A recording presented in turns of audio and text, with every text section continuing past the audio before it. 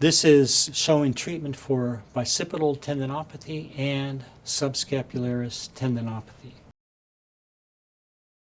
Once we've done the warm-up work for the shoulder girdle and upper arm, we can begin to apply the deep transverse friction work. So we have the arm positioned so that the bicipital groove faces directly to the ceiling.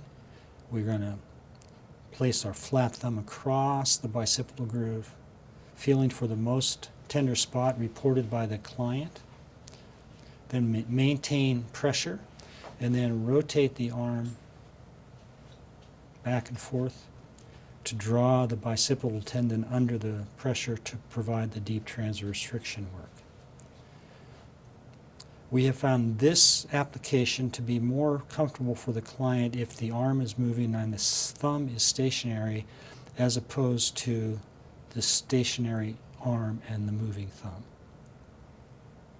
We maintain this pressure equal in both directions for about a minute.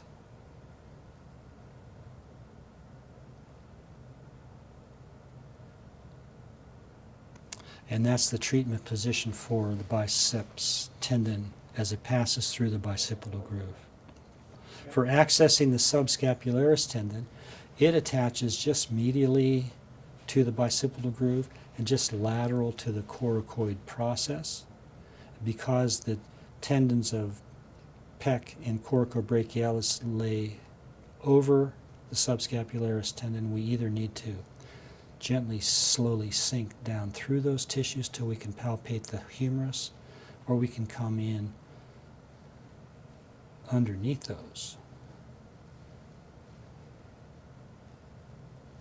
In this case, I'm going to sink through, turn my thumb pad sideways so that the pressure is against the head of the humerus, just medial to the bicipital groove, and friction is in a nose to toes direction, superior-inferior direction, because the tendon fibers attach in this direction coming from the subscapularis.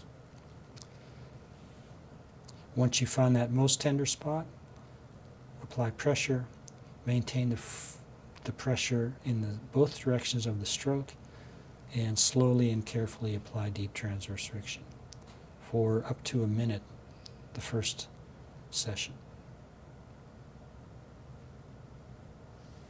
And that's how you would do deep transverse friction for subscapularis and the biceps tendon.